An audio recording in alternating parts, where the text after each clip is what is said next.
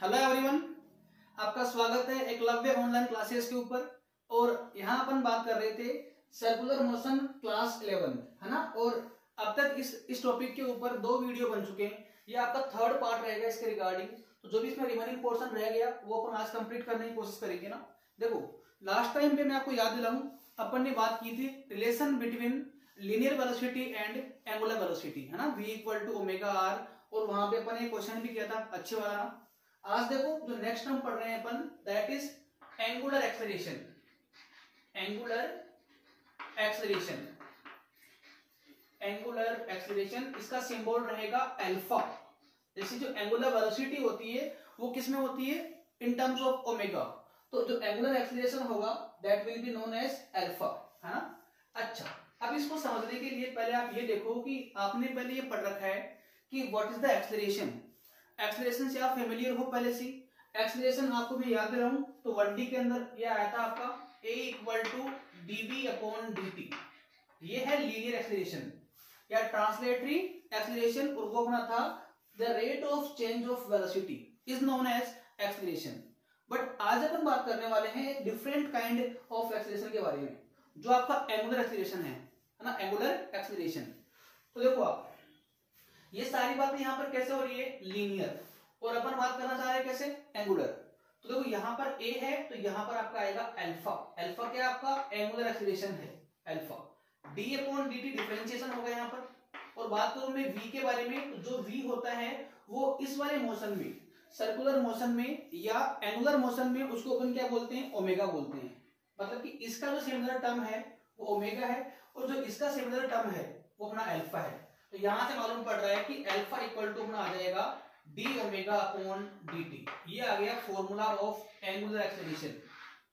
Formula of angular acceleration alpha equal to d/dt। यदि आपको पहले से ये आता है ना, ये वाला फॉर्मूला, तो उससे अपन ये ड्राइव कर लेंगे आराम से बाय कंपेयरिंग, हाँ, इजीली। ओके, अब देखो एक और चीज देखो आप यहाँ पर कि जहां पर भी d/dt आता है तो वो होती है उसकी इंस्टेंट वैल्यू। मतलब कि जो अल्फा का इंस्टेंट वैल्यू क्या होगा। मान लो कोई पार्टिकल सर्कल में मूव कर रहा है ना। अब किसी भी टाइम पर आपको ये निकालना पड़े कि उसका अल्फा कितना है, किसी भी सर्टेन टाइम पर। तो उस टाइम पर अपन ये निकालेंगे कि उसका जो ओमेगा है, जो एंगुलर वेलोसिटी है, वो किस रेट से चेंज हो रही है, उसी रेट का नाम क्या होगा, अल्फा। तो इसका जो डेफिनेशन रहेगा वो लिख लो आप कि it is defined as the rate of change of angular velocity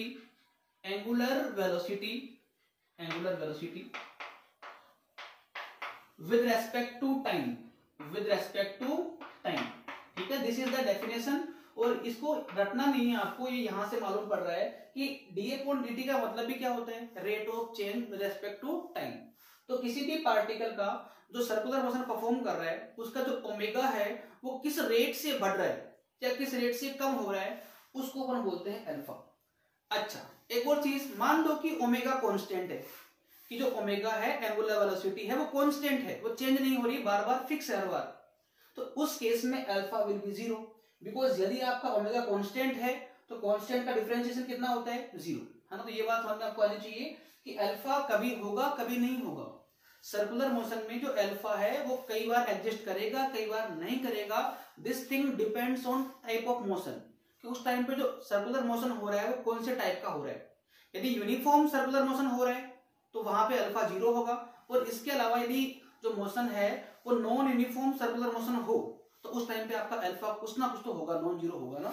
चलो इसको नोट कर लिया। अब देखो, यदि आपको ये फॉर्मूला समझ में आ रहा है तो यदि आपको ये निकालना पड़े कि अल्फा एवरेज क्या होगा, what is the average angular acceleration, average angular acceleration. तो देखो एवरेज वाले टाइम पर डेल्टा आता है, delta omega upon delta T. ये जो पैटर्न है, ये जो तरीका है, वो पूरी फिजिक्स में काम में आ रहा है आपके लगातार, कि जब भी आपको निकालना पड़े कि एवरेज वैल्यू कितना है, एवरेज वैल्यू कितना है किसी चीज का, तो वहां पर अपन निकालते हैं delta omega upon delta T. और यदि आपको इंस्टेंट निकालना पड़े तो वहां पे डी काम में आता है, डी मतलब कि डिफरेंशिएशन। अच्छा, इस वाले एक्सप्रेशन के 2 नाम हो सकते हैं। यदि आपको ओमेगा का फंक्शन गिवन हो, यदि आपको ओमेगा का फंक्शन गिवन हो इन टर्म्स ऑफ टाइम, तो उस टाइम पे आपको यदि अल्फा निकालना पड़े तो ध्यान दें अपन क्या करेंगे, we will try to do differentiation. यदि ओमेगा जैसे मान लो लेट्स सपोज कि ओमेगा बोल रखा है आपको 2t² और आपसे पूछे कि व्हाट इज द अल्फा, तो अब देखो आप चेक करो कि यहां से यदि आपको अल्फा निकालना है तो इस वाले केस में we will try to do differentiate this function with respect to time. But मान लो कि आपको ओमेगा और टी का ग्राफ गिवन है, ओमेगा और टी का आपको ग्राफ गिवन है, तो ग्राफिकल पॉइंट ऑफ व्यू से इसका मतलब क्या होता है, स्लोप, स्लोप SLOP। तो ये डिफरेंशिएशन भी है और ये स्लोप भी है ना। ये अकॉर्डिंग टू क्वेश्चन आपको सेट करना है कि कहां पर कौन सी अप्रोच काम में आपको लेनी है। ओके ऑलराइट, चलो इसको इरेज कर रहा हूं यहां से। मैं एक और बात करूं यहां पर कि अल्फा का SI यूनिट क्या होगा, अल्फा का SI यूनिट क्या होगा, SI यूनिट बताओ मुझे। तो देखो अल्फा का SI यूनिट होगा, यहां से निकालो आप कि ओमेगा किस में होता है, देखो अल्फा जो है वो इसके बराबर है, इसके इक्वल है, ठीक है, ठीक है बेटा। अब देखो ओमेगा का यूनिट होता है रेडियन पर सेकंड, मैं बताऊंगा आपको रेडियन पर सेकंड, ये अपन ने लास्ट वीडियो में बात कर रखी है, अपॉन टाइम का फिर से सेकंड। तो यदि इसको आप सॉल्व करोगे ना तो मालूम पड़ेगा कि अल्फा का यूनिट आने वाला है रेडियन पर सेकंड स्क्वायर। तो यूनिट्स भी आप ध्यान रखिए, यूनिट के अकॉर्डिंग अपन कई बार अपने को मालूम पड़ जाता है कि क्या आपको दे रखा है ना। तो जिस टर्म का यूनिट ऐसा होता है वो आपका अल्फा ही है ना। ओके नोट कर ले इसको आप। तो ओमेगा का यूनिट होता है रेडियन पर सेकंड और अल्फा का यूनिट क्या होगा, रेडियन पर सेकंड स्क्वायर। ऑलराइट, चलो एक क्वेश्चन देखो आप, काफी आसान क्वेश्चन है, बस कॉन्सेप्चुअल है ना। क्वेश्चन में आपको बोल रहा हूं what is the value, question है what is the value of alpha for uniform circular motion, what is the value of alpha for uniform circular motion, है ना। क्योंकि आपको मैंने पहले कह दिया कि अल्फा कई बार एग्जिस्ट करेगा, होगा, है ना, और कई बार नहीं होगा। अभी आपको मैंने फिक्स कर दिया कि मोशन कौन सा हो रहा है, यूनिफॉर्म सर्कुलर मोशन हो रहा है। तो उस वाले मोशन में आपको ये फाइंड करना है कि उसमें अल्फा कितना है, अल्फा का न्यूमेरिकल वैल्यू कितना होगा। अच्छा यदि आप ध्यान दोगे ना तो इसका मतलब है कि पार्टिकल का जो स्पीड है, जैसे मान लो पार्टिकल यहां मूव कर रहा है r रेडियस के अंदर, तो यूनिफॉर्म सर्कुलर मोशन का मीनिंग ये होता है कि पार्टिकल का जो स्पीड है वो कांस्टेंट रहेगा, हर बार सेम स्पीड से ये r के ऊपर मूव करेगा। तो इस वाले मोशन में फर्स्ट ऑफ ऑल तो v कांस्टेंट होता है, ये तो थ्योरेटिकली आपको मालूम पड़ना चाहिए कि इस वाले मोशन में v तो कांस्टेंट है। ऑलराइट, अच्छा देखो r, देखो आप ये रेडियस जो है ना, भले पार्टिकल यहां पर हो, भले पार्टिकल यहां पर हो, भले पार्टिकल यहां पर हो, हर टाइम पे जो रेडियस का वैल्यू होगा वो भी क्या रहेगा, आपका सेम रहेगा। तो अब चेक करो कि आपने कल पढ़ रखा था कि v इक्वल टू क्या होता है, ओमेगा इंटू आर, और ओमेगा इक्वल टू क्या होगा, यहां से देखो v अपॉन आर। अब सोचो कि इस मोशन में, यूनिफॉर्म सर्कुलर मोशन में ओमेगा भी, सॉरी v भी कांस्टेंट है, क्योंकि इसके नाम से ही मालूम पड़ रहा है, r भी कांस्टेंट है, तो ये कंप्लीट एक कांस्टेंट आएगा, तो this is equal to constant, मतलब कि ओमेगा क्या अपना आ गया, कांस्टेंट आ गया। अब इतना यदि आपको मालूम पड़ गया और आपका जो क्वेश्चन है कि आपको अल्फा निकालना है, तो अल्फा कितना होता है, D omega upon D T. Alright, alpha होता है D omega upon D T. अच्छा अब यदि ओमेगा कांस्टेंट है तो कांस्टेंट का डिफरेंशिएशन जीरो होता है, ये एक मैथमेटिकल फॉर्मूला होता है ना, नियम होता है कि यदि कोई कांस्टेंट है तो उसका डिफरेंशिएशन कितना होता है, जीरो होता है। तो यदि यहाँ पे इसका आंसर आएगा जीरो, तो आपका आंसर आ जाएगा अल्फा इक्वल टू होगा जीरो। बट कौन से मोशन में, यूनिफॉर्म सर्कुलर मोशन में, ये अपन ने प्रूव कर लिया, है ना। हालांकि आपका जो रिजल्ट है ये वाला, वो आपको मैंने पहले बता दिया कि अल्फा जीरो होता है यूसीएल के अंदर, बट अभी इसको अपन ने मैथमेटिकली अपन इसको प्रूव कर लिया मैथमेटिकली कि अल्फा जीरो आ गया। अच्छा अब यदि सर्कुलर मोशन हो रहा है और यदि वो यूनिफॉर्म नहीं है, मतलब कि वो नॉन यूनिफॉर्म है, कि उसका जो स्पीड है वो बार बार क्या हो रहा है, कम हो रहा है या बढ़ रहा है, तो उस केस में अल्फा जीरो नहीं होगा, है ना। तो ये आप एक पॉइंट जो है वो ध्यान से करना, आप इस चीज को समझना, इसको आप नोट करिए, अपन तो आगे मूव करेंगे इसमें, ठीक है। ऑलराइट,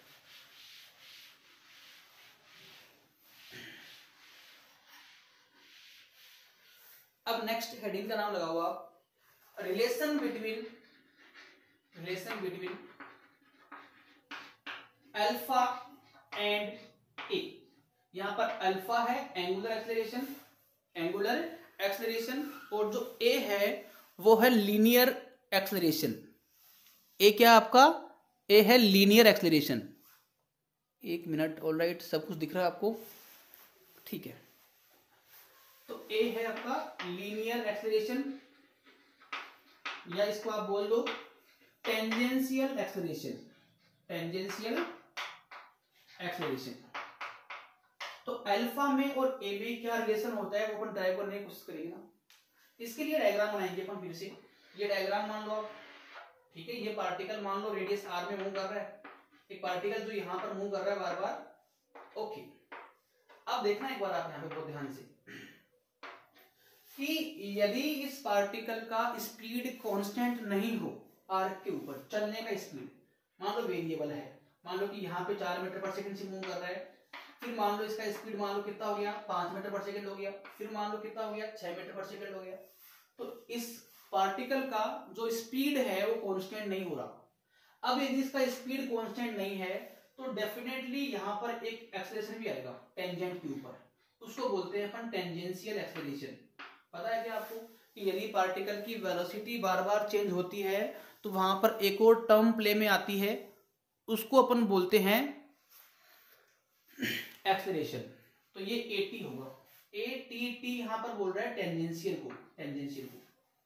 अच्छा, अब देखना यदि पार्टिकल की स्पीड कांस्टेंट नहीं है तो एक तो वहां पर क्या आएगा टेंजेंशियल एक्सेलरेशन आएगा टेंजेंट के ऊपर, और एक यहां पर अल्फा भी आएगा। अल्फा क्या होता है? Angular acceleration. और अभी आपको मैंने कहा था कि यूसीएम के अलावा हर टाइप के मोशन में अल्फा होगा कुछ ना कुछ। तो मतलब कि जब ये पार्टिकल की स्पीड बार बार चेंज होती है आर्क के ऊपर, उस टाइम पर दो टाइप की जो एक्सेलरेशन है वो प्ले में आते हैं। एक तो एटी भी आएगा जिसको बोलते हैं टेंजेंशियल एक्सेलरेशन, और एक अल्फा भी आएगा जिसका नाम क्या होता है? Angular acceleration. अब मैं ट्राई करना चाह रहा हूं कि हाउ दीज आर इंटरलिंक्ड, कि एटी और अल्फा में क्या रिलेशन होगा वो अपन निकालने की कोशिश करेंगे ना यहाँ पे, तो वो आसान से काम रहेगा। ओके, एक मिनट ना, अल्फा और एटी, ठीक है। अब सोचना आप कि जो वेलोसिटी होती है ओमेगा, जो होता है ओमेगा, वो होता है डी थीटा। एक मिनट, यहां से नहीं, इसको यहां से करो आप कि अल्फा जो होता है ना, अल्फा वो होता है D omega upon D T. पता है आपको? तो डेफिनेशन होती है अल्फा की कि अल्फा कितना होता है? D omega upon D T. अच्छा, और आपने पढ़ रखा है पहले कि जो v होता है वेलोसिटी टेंजेंट के ऊपर, वो होती है ओमेगा आर। तो ओमेगा का बताओ यहां से, तो वैल्यू कितना आएगा? ओमेगा यहां से आएगा v अपॉन आर, तो उस ओमेगा को यहां रखो इसको आप, तो d अपॉन डी टी, और जो ओमेगा का वैल्यू है वो कितना अपना आ गया? v upon R. अब चेक करना आप इसमें कि ये इस वाले फंक्शन में कौन कौन कांस्टेंट है, v अपॉन आर में कौन कांस्टेंट है। बेसिकली जो भी कांस्टेंट होता है वो उस डिफरेंशिएशन के बाहर आ जाता है, हमेशा बाहर आ जाता है ना।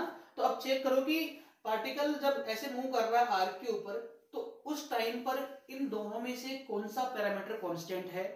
तो देखो v तो कांस्टेंट नहीं मान रहे अपन खुद ही बोल रहे हैं कि इस पार्टिकल का स्पीड क्या हो रहा है, बार बार चेंज हो रहा है, तो v तो कांस्टेंट नहीं है। ऑलराइट, r की बात देखो आप, r जो है वो कांस्टेंट है। देखो भले पार्टिकल यहां पर हो, भले पार्टिकल यहां पर हो, at every instant the radius will be same.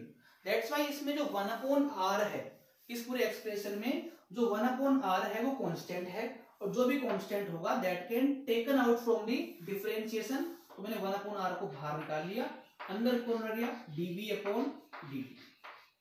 ये अब सोचो कि अल्फा इक्वल टू अपने पास में आ चुका है 1/r dv अपॉन dt। अब यदि आपको 1D मोशन बहुत सही से आता है तो बताओ कि dv अपॉन dt किसको बोलेंगे अपन? ये चीज क्या है? dv upon dt, dv upon dt, और ये v यहाँ आर्क पे इसकी स्पीड है, आर्क के ऊपर, लेंथ के ऊपर, तो उस स्पीड में जो रेट ऑफ चेंज होगा उसको बोलेंगे अपन टेंजेंशियल एक्सेलरेशन। तो ये जो टर्म है, ये term that is equal to acceleration. तो यहां से अल्फा इक्वल टू आपके पास में आ जाएगा a इसको बोल रहा हूं ए अपॉन में आर। तो भाई तो जो आपका ए को आप 80 बोलो बेटर रहेगा, 80 टेंजेंशियल एक्सेलरेशन जो टेंजेंट के ऊपर एक्ट कर रहा है। तो यहां से जो आपका 80 है वो आ जाएगा अल्फा इंटू आर। अल्फा यहाँ पे एंगुलर एक्सेलरेशन है, आर यहाँ पे रेडियस है, या आप ये बोल दो पार्टिकल की सेंटर से डिस्टेंस है, और 80 जो है वो टेंजेंशियल एक्सेलरेशन है। तो ये फॉर्मूला अपना आएगा यहाँ पर a equal to alpha r. Simply आप इसको याद कर सकते हो a equal to alpha r, but अपने माइंड में इसको सेव रखें कि यहाँ पर ए जो है वो टेंजेंशियल एक्सेलरेशन है, टेंजेंट के ऊपर एक्सेलरेशन है। अच्छा, इसको याद करना कोई इतना हेडेक भी नहीं है, क्योंकि आपने पहले याद कर रखा है कि v इक्वल टू क्या होता है ओमेगा आर। तो v की जगह यहाँ पे कौन आ जाएगा a, ओमेगा की जगह यहाँ पे अल्फा और r, तो r आ जाएगा। तो भाई कंपेयर कि यदि आपको ये वाला रिलेशन याद है, यदि आपको ये वाला रिलेशन याद हो रखा है पहले से, तो उससे अपन ये भी याद कर लेंगे। तो a इक्वल टू आ गया अल्फा आर। ऑलराइट, नोट करिए इसको आप यहां तक एक बार, a equal to alpha R. ठीक है, चलो थोड़ा आगे मूव करते हैं इसमें ना।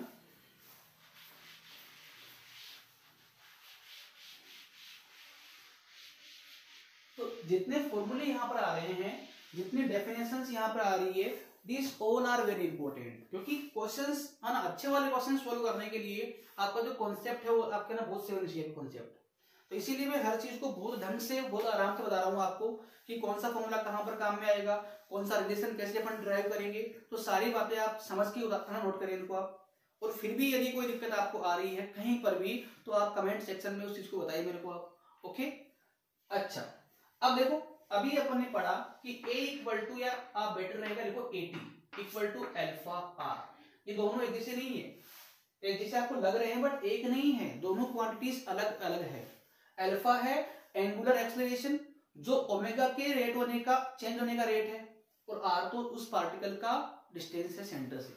ओके, अब बताओ मुझे कि यूनिफॉर्म सर्कुलर मोशन में, यूनिफॉर्म सर्कुलर मोशन में, क्योंकि ये आपके लिए काफी इंपॉर्टेंट है यूनिफॉर्म वाला।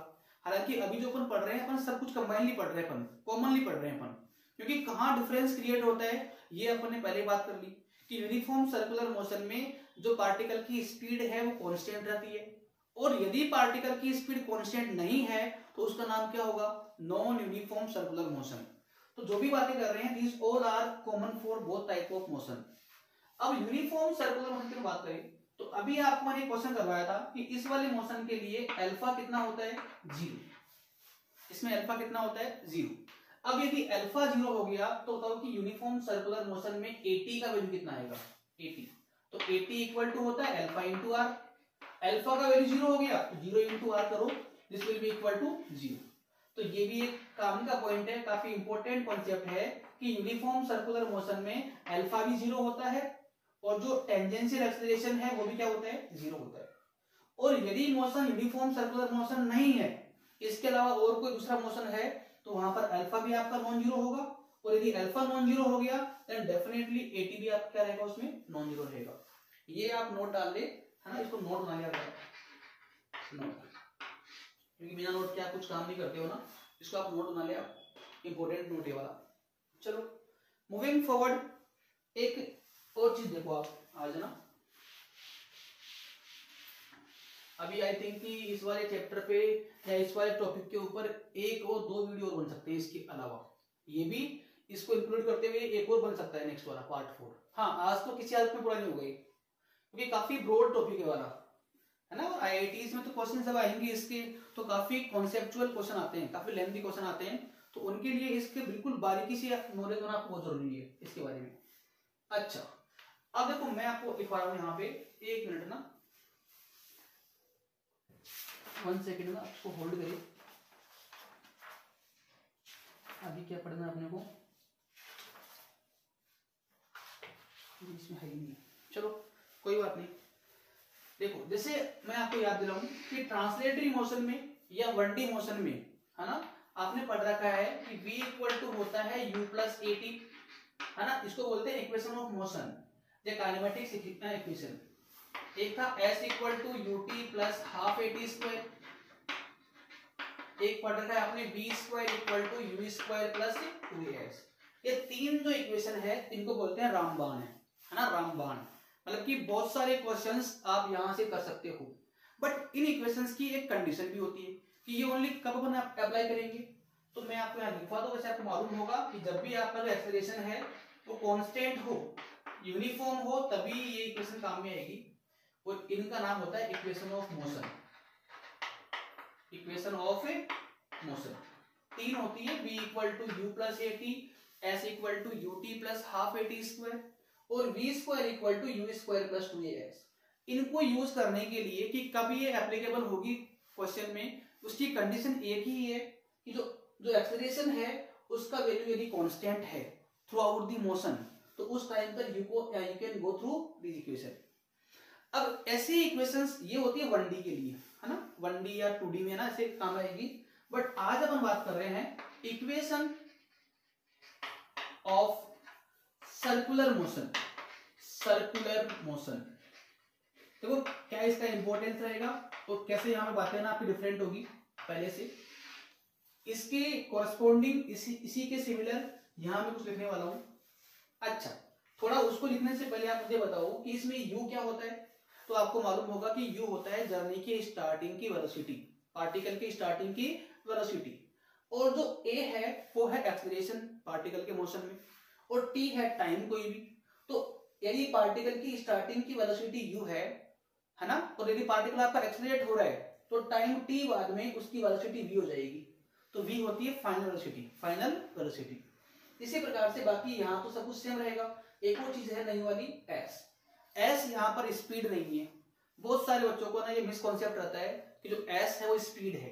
s यहाँ पर सिंबल है डिस्प्लेसमेंट का, कि किसी भी एक गिवन इंटरवल में, गिवन टाइम में पार्टिकल का जो डिस्प्लेसमेंट है, कितना वो ट्रेवल करा है, वो अपना यहाँ पर s है। अब दिस इज है ना ऑल अबाउट 1D मोशन, जो आपने पहले पढ़ रखा है। अब इसी के सिमिलर यहाँ अपन को देखने वाले हैं। जैसे मान लो लेट्स सपोज कि एक ये मान लो फैन है, पंखा है ना, ठीक है, थोड़ा सही मान उसको ना, पंखा मान, ये मान लो पंखा है ना, और ये पंखा मान लो फैन जो है वो मान लो घूम रहा है ना, एक फैन है जो मान लो घूम रहा है ना। अभी देखो मान लो कि इसके घूमने की स्पीड जो है, मतलब कि एंगुलर वेलोसिटी स्टार्टिंग में मान लो कितनी है, ओमेगा नॉट है स्टार्टिंग में, इनिशियल टाइम पर। और इस वाले फैन के मोशन में, इस वाले सर्कुलर मोशन में मान लो अल्फा भी है।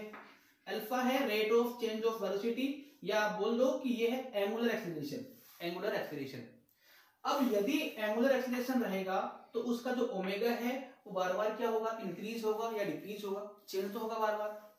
तो अभी आपको ये निकालना पड़े कि मान लो कुछ देर बाद में, टाइम t बाद में, इस पार्टिकल का जो ओमेगा है वो कितना हो गया।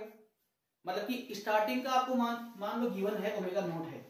अब यदि पार्टिकल का जो मोशन है, यदि फैन का मोशन यूनिफॉर्म है ना एंगुलर एक्सेलरेशन से हो रहा है, तो आपको ये निकालने के लिए बोले कि टाइम t बाद में इसका जो ओमेगा है वो कितना हो गया, या टाइम t में इस पार्टिकल का जो डिस्प्लेसमेंट है, एंगुलर डिस्प्लेसमेंट वो कितना हो गया, वो निकालने के लिए बोले। तो उनको फाइंड करने के लिए अपन ऐसी इक्वेशंस यहाँ पे काम में लेंगे अपन। देखो आप, मैं लिखूं एक बार इनको ना, जहां पर u है, u यहाँ पर है इनिशियल वेलोसिटी, तो यहाँ पर अपना यहाँ आएगा ओमेगा। मैं एक बार इसको नोट कर दूं कि ओमेगा इक्वल टू बनेगा omega naught plus alpha T. Now you have to compare कि देखो यहाँ पर ऐसा लिखा हुआ है 1D के लिए, आज अपन बात कर रहे हैं एंगुलर के लिए, सर्कुलर मोशन के लिए। तो देखो यहाँ पे u था आपका इनिशियल वेलोसिटी, तो ये भी आपका क्या है, इनिशियल वेलोसिटी है, बट एंगुलर है ना। तो यहाँ पे ओमेगा नोट आ गया प्लस अल्फा। अब ये है एक्सेलरेशन ट्रांसलेटरी, और यहाँ पे कौन सा आएगा, एंगुलर आएगा, तो अल्फा और टाइम t, ये आपका ओमेगा। मतलब कि यदि पार्टिकल का इनिशियल वेलोसिटी ओमेगा है और यदि वो अल्फा से रोटेट कर रहा है, तो टाइम t के बाद में उसका जो एंगुलर वेलोसिटी ओमेगा हो जाएगा। इसी के तरह आप इनको और निकालो। देखो s वहां पर होता है डिस्प्लेसमेंट, या बेटर रहेगा आप ये बोलो ट्रांसलेटरी डिस्प्लेसमेंट। तो यहाँ पर आएगा theta equal to omega naught t plus 1/2 alpha T square, और ये थीटा जो है that is angular displacement. Alright, चलो थोड़ा आगे मूव करते इसमें ना। अभी टाइम है, नो प्रॉब्लम। यहाँ पर आएगा omega square equal to omega naught square plus 2 alpha theta. अभी काफी कॉमन चीज है बिल्कुल ये, जो बच्चा यही नहीं कर पा रहा कि यहाँ से अपन ये कैसे लिख पा रहे हैं अपन, हालांकि इनका डेरिवेशन भी है बट वो आपकी नहीं है, बट क्वेश्चंस में अपने बहुत काम में आएगी ये चीजें, तो मैंने इनको कंपेयर करके निकाल दिया कंपैरिजन से। और जैसे आपने इनपुट ड्राइव किया था, यदि आपको याद हो तो वैसे डेरिवेशन निकाली होगा, ठीक है, सेम टू सेम बिल्कुल ही। अच्छा, यहाँ पर अल्फा है एंगुलर एक्सीलरेशन, थीटा यहाँ पर है एंगुलर डिस्प्लेसमेंट, एंगुलर डिस्प्लेसमेंट, जो यहाँ पे एस है वहां पे अल्फा थीटा है, तो बिल्कुल डिट्टो इक्वेशन यहाँ पर भी आएगी, ठीक है। अब वही कंडीशन यहाँ पर भी एक कंडीशन होगी, यहाँ पर कंडीशन ये होगी कि यदि देखो यहाँ पे कंडीशन थी कि a इक्वल टू कॉन्स्टेंट, तब वो काम किया है कुछ, तभी काम की वो। अब यहाँ पर होगी कि यदि अल्फा क्या हो, कांस्टेंट हो, बिल्कुल सिमिलर, बिल्कुल ही सिमिलर, कि यदि क्वेश्चन में अल्फा कांस्टेंट गिवन हो और उस टाइम पर आपको निकालना पड़े कि उसका ओमेगा कितना हो गया, उसका जो एंगुलर डिस्प्लेसमेंट है वो कितना हो गया, ये सारी बातें करने को बोले आपको, तो वहां पर अपने काम में ले लेंगे। तो आप चाहो तो इसको नोट कर लो आप, हालांकि इसका यहाँ पे कोई यूज नहीं है, बस ओनली इसको मैं कंपेयर करने के लिए मैंने आपको यहाँ पे लिखवाया था, बाकी यहाँ पर आपके लिए काम का ये रहेगा, है ना। कोई भी चीज यदि सर्कुलर मोशन कर रही है, घूम रही है सर्कल में, तो उसके रिगार्डिंग आपको निकालना पड़ेगी उसका ओमेगा कितना हो गया, उसका अल्फा कितना है, उसका जो एंगुलर डिस्प्लेसमेंट है वो कितना हो गया। तो इन सब टर्म्स को फाइंड करने के लिए you can go through this equation if there is alpha constant, उसी केस में नोट डाउन करिए इसको आप, और एक क्वेश्चन अपने यहाँ पे करने वाले हैं लास्ट, ठीक है। अच्छा, मैं यहाँ पे लिखवा दूं आपको कि ओमेगा नॉट है इनिशियल, इसको मैं यहां से लिख कर रहा हूं ना, ठीक है, इतना तो काफी है, एक सेकंड यहाँ पर मैं लिखवा दूं कि इनमें टर्म्स का सिग्निफिकेंस क्या है, मतलब क्या है।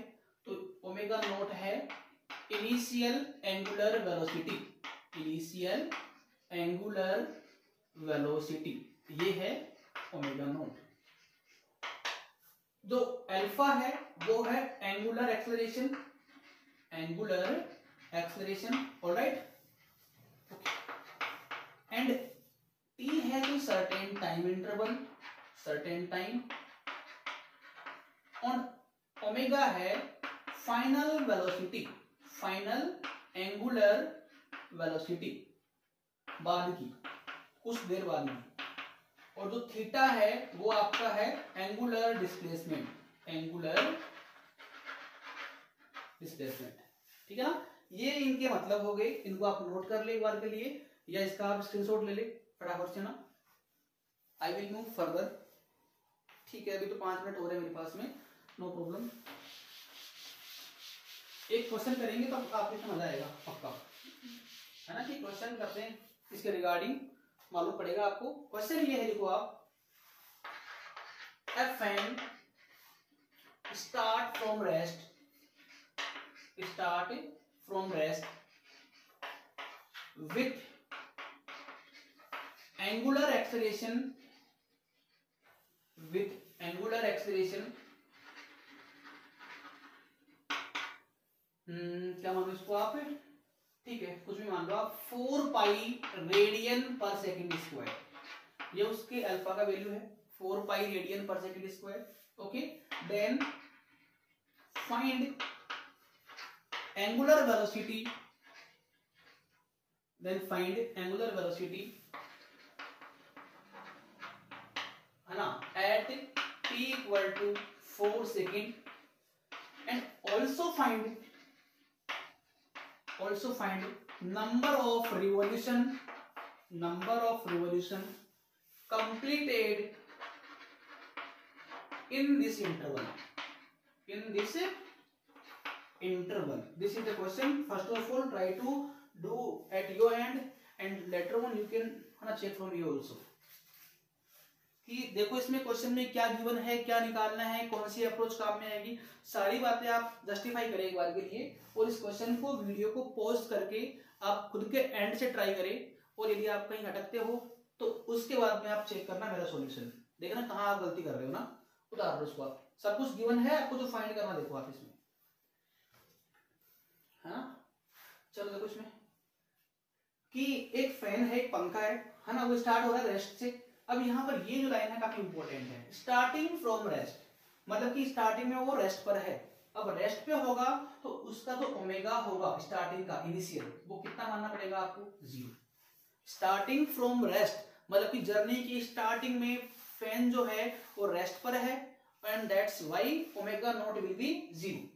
Now moving further, it is given that angular acceleration is 4 पाई, मतलब कि अल्फा का जो वैल्यू है वो बोल रखा है 4 पाई रेडियन पर सेकंड स्क्वायर।